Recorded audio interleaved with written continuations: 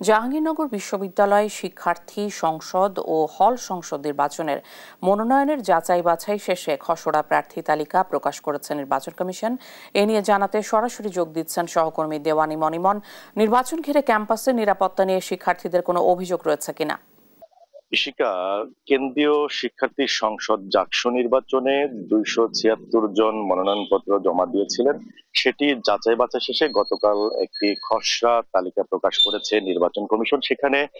সেখান থেকে 276 জনের মধ্য থেকে 20 জনকে তারা সেই তালিকা বাছাই শেষে কিন্তু বাদ দিয়েছেন। তারা যেটি বলছেন যে নানা কারণ রয়েছে সেটি বাদ পড়ার মধ্যে তারপরে কিন্তু 256 জনের যে একটি তালিকা সেটি কিন্তু তারা খসড়া হিসাবে প্রকাশ করেছেন, এবং নির্বাচন কমিশন যেটি বলছেন যে এই যে খসড়া তালিকা তারা প্রকাশ করেছেন সেটি থেকে যারা বাদ পড়ছেন তারা কিন্তু চাইলে আজকে আজকে 12টা পর্যন্ত কিন্তু তারা আবেদন করতে পারবেন তাদের প্রার্থিতা ফিরে পেতে। এবং এই যে যারা প্রার্থিতা যারা বৈধ প্রার্থিতা হয়েছে তাদের মধ্যে থেকে আমরা দেখেছি যে এই এই জাহাঙ্গীরনগরের যারা ছাত্র শিবির রয়েছেন এবং যারা বাচ্চা রয়েছেন তারা কিন্তু ইতিমধ্যে কিন্তু তাদের যে প্যানেল সেটি ঘোষণা করেছেন। এছাড়া কিন্তু অন্যান্য যারা বাম সংগঠনগুলো রয়েছে এবং বিশ্ববিদ্যালয়ের যারা ছাত্র দলের নেতৃবৃন্দ রয়েছে তারা কিন্তু এখনো পর্যন্ত তাদের যে প্যানেল সেটি কিন্তু ঘোষণা করেনি। আপনি যেমনটি বলছিলেন যে নির্বাচন কেন্দ্রিক বিশ্ববিদ্যালয়ের যে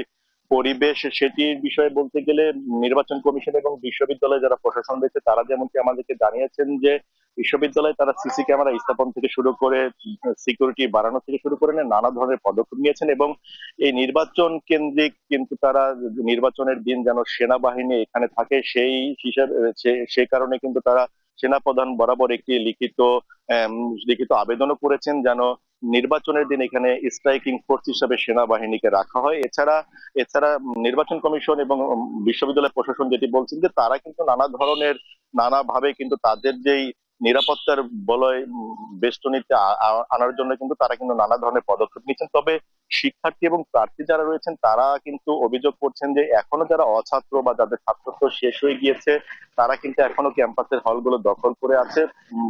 নির্বাচন কমিশনের পক্ষ থেকে কিন্তু এটির বিরুদ্ধে অভিযান শুরু করলেও সেটি কিন্তু এখনো পর্যন্ত এসে সম্পূর্ণরূপে কিন্তু এই হলগুলো থেকে তাদেরকে কিন্তু অপসারণ করা সম্ভব হয়নি, এবং এই ধরনের অভিযোগ কিন্তু রয়েছেন। তবে আমরা এবার এবছর আরেকটি বিষয় দেখেছি যে জাহাঙ্গীরনগর বিশ্ববিদ্যালয়ের সমস্ত আন্দোলনে নারী নেতৃত্ব কিন্তু সামনে থাকলেও কিন্তু প্রার্থিতার বিষয় কিন্তু আমরা দেখেছি যে নারীদের আগ্রহ কম। অনেক হল সংসদে যারা রয়েছেন সেখানে কিন্তু নারীরা দেখেছি যে তাদের সম্পূর্ণরূপে কিন্তু যে কয়টি পদ রয়েছে সেই পদগুলোতেও কিন্তু নারীরা অনাগ্রহ বা সেখানে কিন্তু তারা প্রার্থিতা হন। এর হিসাবে অনেকে বলছেন যে এই যে নারীদের এবার বই থেকে শুরু করে অন্যান্য যে নারীরা এখন নারীরা যে সমস্যা এগুলোকেই বড় করে দেখা। তো এই ছিল ইশিকা আমাদের জাহাঙ্গীরনগর বিশ্ববিদ্যালয় থেকে